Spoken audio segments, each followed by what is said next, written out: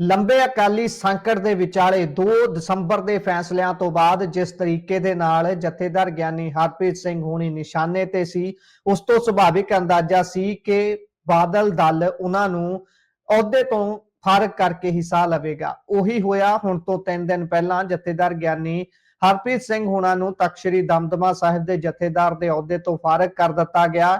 ਇੱਥੇ ਇਹ ਵੀ ਚਰਚਾ ਅਕਸਰ ਛਿੜਦੀ ਹੈ ਕਿ ਜਦੋਂ ਅਹੁਦੇ ਤੇ ਬਿਠਾਇਆ ਜਾਂਦਾ ਹੈ, ਜਥੇਦਾਰੀ ਦਿੱਤੀ ਜਾਂਦੀ ਹੈ, ਉਦੋਂ ਤਾਂ ਜਥੇਦਾਰਾਂ ਵਾਲਾ ਸਲੂਕ ਕਰਕੇ ਬਿਠਾਇਆ ਜਾਂਦਾ ਹੈ, ਪਰ ਜਦੋਂ ਉਤਾਰਦੇ ਨੇ ਉਦੋਂ ਮੁਲਾਜ਼ਮਤ ਵਾਲਾ ਰੁਖ ਇਖਤਿਆਰ ਕਰ ਲੈਂਦੇ ਨੇ ਕਿ ਮੁਲਾਜ਼ਮ ਦੇ ਵਾਂਗ ਲਾਂਭੇ ਕਰ ਦਿੰਦੇ ਨੇ। ਹੁਣ 3 ਦਿਨ ਬਾਅਦ ਜਥੇਦਾਰ ਸ਼੍ਰੀ ਅਕਾਲ ਤਖਤ ਸਾਹਿਬ ਜਥੇਦਾਰ ਗਿਆਨੀ ਰਘਵੀਰ ਸਿੰਘ ਹੁਣਾਂ ਨੇ ਆਪਣੀ ਚੁੱਪੀ ਤੋੜੀ ਹੈ। ਉਹਨਾਂ ਨੇ ਇੱਕ ਪਾਸਾ ਕੀਤਾ ਹੈ, ਜਿੱਥੇ ਬਹੁਤ ਸਾਰੇ ਵਿਦਵਾਨ ਇਹ ਟਿੱਪਣੀ ਕਰ ਰਹੇ ਸਨ ਕਿ ਜਥੇਦਾਰ ਗਿਆਨੀ ਰਘਵੀਰ ਸਿੰਘ ਹੁਣੀ ਉਹਨਾਂ ਦੇ ਕੋਲ 2 ਰਾਸਤੇ ਨੇ, ਉਹ ਆਪ ਸੋਚਣ ਕਿ ਉਹਨਾਂ ਨੇ ਕਿਹੜਾ ਚੁਣਨਾ ਹੈ। ਇੱਕ ਪਾਸੇ ਜਥੇਦਾਰ ਗਿਆਨੀ ਗੁਰਬਚਨ ਸਿੰਘ ਹੁਣਾ ਵਾਲਾ ਰਾਹ ਹੈ ਤੇ ਦੂਸਰੇ ਪਾਸੇ ਜਥੇਦਾਰ ਫੂਲਾ ਸਿੰਘ ਵਾਲਾ ਰਾਸਤਾ ਹੈ। ਤੇ ਹੁਣ ਆਖਿਰਕਾਰ ਜਥੇਦਾਰ ਗਿਆਨੀ ਰਘਵੀਰ ਸਿੰਘ ਹੁਣਾ ਨੇ ਆਪਣੇ ਸੋਸ਼ਲ ਮੀਡੀਆ ਦੇ ਜ਼ਰੀਏ ਪੋਸਟ ਸਾਂਝੀ ਕੀਤੀ ਹੈ ਤੇ ਆਪਣਾ ਪ੍ਰਤੀਕਰਮ ਦਿੱਤਾ ਹੈ। ਉਹਨਾਂ ਨੇ ਜਥੇਦਾਰ ਗਿਆਨੀ ਹਰਪ੍ਰੀਤ ਸਿੰਘ ਹੁਣਾ ਨੂੰ ਫਾਰਗ ਕੀਤੇ ਜਾਣ ਦੇ ਉੱਪਰ ਉਹਨਾਂ ਦੀ ਟਿੱਪਣੀ ਇੱਕ ਵਾਰ ਤੇਜ਼ੀ ਦੇ ਨਾਲ ਪੜ੍ਹ ਦਿੰਦੇ ਆ, ਉਸ ਤੋਂ ਬਾਅਦ ਅਗਲੀ ਗੱਲਬਾਤ ਇਸ ਤੇ ਕਰਾਂਗੇ। ਹੁਣ ਬੋਲ ਜਥੇਦਾਰ ਗਿਆਨੀ ਰਘਵੀਰ ਸਿੰਘ ਦੇ ਹੋਣਗੇ ਤੇ ਆਵਾਜ਼ ਮੇਰੀ ਹੋਵੇਗੀ। ਪਿਛਲੇ ਦਿਨਾਂ ਤੋਂ ਜਿਸ ਤਰ੍ਹਾਂ ਦੇ ਘਟਨਾਕ੍ਰਮ ਵਾਪਰ ਰਹੇ ਨੇ, ਮੈਂ ਉਹਨਾਂ ਨੂੰ ਸਾਰੇ ਪੱਖਾਂ ਤੋਂ ਬੜੀ ਗੰਭੀਰਤਾ ਦੇ ਨਾਲ ਵਾਚ ਰਿਹਾ ਹਾਂ। ਇਹਨਾਂ ਹਾਲਾਤਾਂ ਤੋਂ ਮੇਰਾ ਮਨ ਬੇਹੱਦ ਦੁਖੀ ਹੈ।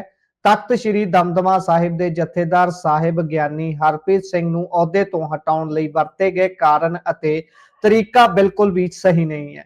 ਮਿਤੀ 2 ਦਸੰਬਰ 2024 ਨੂੰ ਸ੍ਰੀ ਅਕਾਲ ਤਖਤ ਸਾਹਿਬ ਤੋਂ ਪੰਥਕ ਭਾਵਨਾ ਅਤੇ ਪਰੰਪਰਾਵਾਂ ਦੀ ਰੋਸ਼ਨੀ ਦੇ ਵਿੱਚ ਹੋਏ ਫੈਸਲਿਆਂ ਤੋਂ ਬਾਅਦ ਇਹ ਜਾਪ ਹੀ ਰਿਹਾ ਸੀ ਕਿ ਸਿੰਘ ਸਾਹਿਬਾਨ ਖਿਲਾਫ ਗਿਣੇ ਮਿੱਥੇ ਤਰੀਕੇ ਦੇ ਨਾਲ ਮਾਹੌਲ ਬਣਾਇਆ ਜਾ ਰਿਹਾ ਹੈ।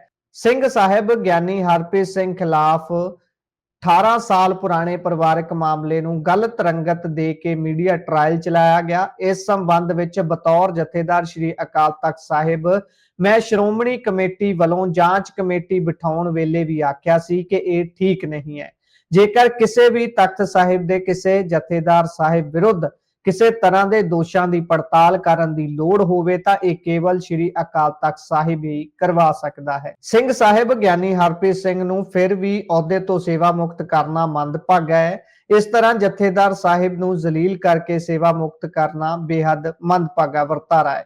ਇੱਕ ਵਾਰ ਫਿਰ ਆਪਣੀ ਆਤਮਾ ਤੋਂ ਇਹ ਕਹਿਣਾ ਚਾਹੁੰਦਾ ਹਾਂ ਕਿ ਸਿੰਘ ਸਾਹਿਬ ਗਿਆਨੀ ਹਰਪ੍ਰੀਤ ਸਿੰਘ ਨੂੰ ਸੇਵਾ ਮੁਕਤ ਕਰਨਾ ਬੇਹੱਦ ਨਿੰਦਣਯੋਗ ਅਤੇ ਮੰਦਭਾਗਾ ਵਰਤਾਰਾ ਹੈ, ਜੋ ਕਿ ਤਖਤ ਸਾਹਿਬਾਨ ਦੀ ਆਜ਼ਾਦੀ ਹੋਂਦ ਹਸਤੀ ਨੂੰ ਵੀ ਨੁਕਸਾਨ ਪਹੁੰਚਾਉਂਦਾ ਹੈ।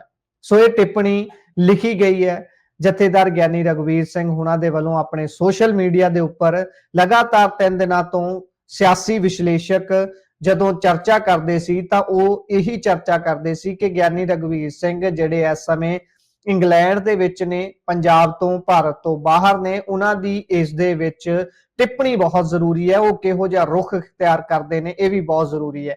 ਹਾਲਾਂਕਿ ਬਹੁਤ ਸਾਰੇ ਲੋਕ ਤਾਂ ਇਹ ਕਹਿ ਰਹੇ ਨੇ ਕਿ ਜਿਸ ਤਰੀਕੇ ਦੇ ਨਾਲ ਜਥੇਦਾਰ ਗਿਆਨੀ ਰਘਵੀਰ ਸਿੰਘ ਹੁਣਾਂ ਨੇ ਉਸ ਸਮੇਂ ਅਸਤੀਫੇ ਦੀ ਪੇਸ਼ਕਸ਼ ਕੀਤੀ ਸੀ, ਜਦੋਂ ਜਥੇਦਾਰ ਗਿਆਨੀ ਹਰਪ੍ਰੀਤ ਸਿੰਘ ਹੁਣੀ ਆਪਣਾ ਅਸਤੀਫਾ ਦੇਣ ਦੀ ਗੱਲ ਕਰਦੇ ਨੇ, ਉਹ ਕਹਿੰਦੇ ਨੇ ਕਿ ਵਿਰਸਾ ਸਿੰਘ ਬਲਟੋਹਾ ਦੇ ਵੱਲੋਂ ਲਗਾਤਾਰ ਉਹਨਾਂ ਨੂੰ ਤੰਗ ਪਰੇਸ਼ਾਨ ਕਰਦਿਆਂ ਹੋਇਆਂ ਉਹਨਾਂ ਦੇ ਪਰਿਵਾਰ ਤੱਕ ਟਿੱਪਣੀਆਂ ਕੀਤੀਆਂ ਜਾ ਰਹੀਆਂ ਨੇ, ਭੱਦੀ ਸ਼ਬਦਾਵਲੀ ਵਰਤੀ ਜਾ ਰਹੀ ਹੈ। ਉਸ ਸਮੇਂ ਜਥੇਦਾਰ ਗਿਆਨੀ ਰਘਵੀਰ ਸਿੰਘ ਹੁਣਾਂ ਨੇ ਸਪਸ਼ਟ ਸਟੈਂਡ ਲੈਂਦਿਆਂ ਹੋਇਆਂ ਆਖਿਆ ਸੀ ਕਿ ਮੇਰੇ ਨਾਲ ਮੈਂ ਅਤੇ ਬਾਕੀ ਜਥੇਦਾਰ ਵੀ ਨਾਲ ਹੀ ਅਸਤੀਫਾ ਦੇ ਦਿਆਂਗੇ। ਜੇਕਰ ਜਥੇਦਾਰ ਗਿਆਨੀ ਹਰਪ੍ਰੀਤ ਸਿੰਘ ਹੁਣਾਂ ਦਾ ਅਸਤੀਫਾ ਮਨਜ਼ੂਰ ਕੀਤਾ ਜਾਂਦਾ ਹੈ। ਉਸ ਸਮੇਂ ਧਾਮੀ ਸਾਹਿਬ ਨੇ ਆਪ ਅੱਗੇ ਆ ਕੇ ਇਸ ਤੇ ਵੀਡੀਓ ਪਾਈ ਸੀ ਕਿ ਐਸਜੀਪੀਸੀ ਅਜਿਹਾ ਨਹੀਂ ਕਰ ਸਕਦੀ ਤੇ ਨਾ ਹੀ ਜਥੇਦਾਰ ਸਾਹਿਬ ਦੇ ਹੁਕਮ ਤੋਂ ਉਹ ਬਾਹਰ ਜਾਣਗੇ। ਪਰ ਹੁਣ ਕੀ ਹੋਇਆ?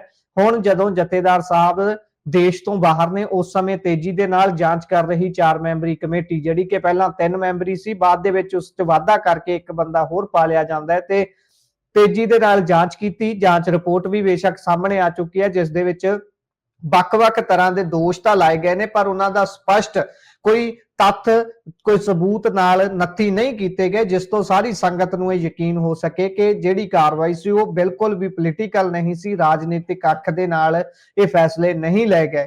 ਪਰ ਜਿਸ ਤਰੀਕੇ ਦੀ ਉਹ ਰਿਪੋਰਟ ਹੈ ਉਸ ਦੇ ਵਿੱਚ ਇਹ ਵੀ ਇੱਥੋਂ ਤੱਕ ਲਿਖਿਆ ਹੋਇਆ ਹੈ ਕਿ ਇੱਕ ਬੀਬੀ ਮੁਲਾਜ਼ਮ ਐਸਜੀਪੀਸੀ ਦੀ ਉਹ ਵੀ ਜਥੇਦਾਰ ਸਾਹਿਬਾਨ ਨਾਲ ਦੁਬਈ ਦੇ ਦੌਰੇ ਤੇ ਗਈ। ਇਹੋ ਜਿਹੇ ਇਲਜ਼ਾਮ ਭੱਦੇ ਕਿਸਮ ਦੇ ਉਸ ਦੇ ਵਿੱਚ ਲਾਏ ਗਏ ਨੇ। ਹਾਲਾਂਕਿ ਇਸ 'ਚ ਕਿੰਨੀ ਸਪਸ਼ਟਤਾ ਜਾਂ ਸੱਚਾਈ ਹੈ ਇਸ ਦਾ ਕੋਈ ਵੀ ਤੱਥ ਉਸ ਦੇ ਨਾਲ ਰੱਖੀ ਨਹੀਂ ਕੀਤਾ ਗਿਆ। ਹੋਰ ਵੀ ਬਹੁਤ ਸਾਰੇ ਇਲਜ਼ਾਮ ਨੇ, ਪਰ ਇੱਥੇ ਹੀ ਤੁਹਾਨੂੰ ਜੁੜਦੀ ਜਾਣਕਾਰੀ ਇੱਕ ਹੋਰ ਦੱਸ ਦਈਏ ਕਿ ਸਾਡੇ ਸਹਿਯੋਗੀ ਸੀਨੀਅਰ ਪੱਤਰਕਾਰ ਅਵਤਾਰ ਸਿੰਘ ਜਿਹੜੇ ਕਿ ਇੰਗਲੈਂਡ ਤੋਂ ਨੇ, ਉਹਨਾਂ ਦੇ ਵੱਲੋਂ ਜ਼ਿਕਰ ਕੀਤਾ ਗਿਆ ਬੀਤੇ ਦਿਨੀ ਪੰਜਾਬੀ ਰੇਡੀਓ USA ਦੇ ਨਾਲ ਗੱਲਬਾਤ ਕਰਦਿਆਂ ਹੋਇਆਂ ਕਿ ਜਥੇਦਾਰ ਗਿਆਨੀ ਰਘਵੀਰ ਸਿੰਘ ਜਿਹੜੇ ਕਿ ਇਸ ਸਮੇਂ ਇੰਗਲੈਂਡ ਦੇ ਵਿੱਚ ਹੀ ਨੇ, ਉਹਨਾਂ ਨੇ ਇੱਕ ਮੀਟਿੰਗ ਦੌਰਾਨ ਇਸ ਗੱਲ ਦਾ ਜ਼ਿਕਰ ਕੀਤਾ ਕਿ ਉਹਨਾਂ ਨੂੰ ਵੀ ਧਮਕਾਇਆ ਜਾ ਰਿਹਾ ਹੈ ਕਿ ਉਹਨਾਂ ਦਾ ਸੜਕ ਹਾਦਸੇ ਦੇ ਵਿੱਚ ਉਹਨਾਂ ਨੂੰ ਖਤਮ ਕੀਤਾ ਜਾ ਸਕਦਾ ਹੈ। ਇਸ ਤਰੀਕੇ ਦੀਆਂ ਹਰਕਤਾਂ ਹੋ ਰਹੀਆਂ ਨੇ ਹੇਠਲੇ ਪੱਧਰ ਦੇ ਉੱਪਰ। ਹਾਲਾਂਕਿ ਇਹਨਾਂ ਦੇ ਉੱਪਰ ਸਖਤ ਕਾਰਵਾਈ ਕਰਨ ਦੇ ਲਈ ਵੀ ਜਥੇਦਾਰ ਗਿਆਨੀ ਰਘਵੀਰ ਸਿੰਘ ਹੀ ਵਚਨਬੱਧ ਨੇ। ਉਹ ਇਸ ਤੇ ਕੋਈ ਨਾ ਕੋਈ ਬਹੁਤ ਸਖਤ ਸਟੈਂਡ ਲੈਂਦਿਆਂ ਹੋਇਆਂ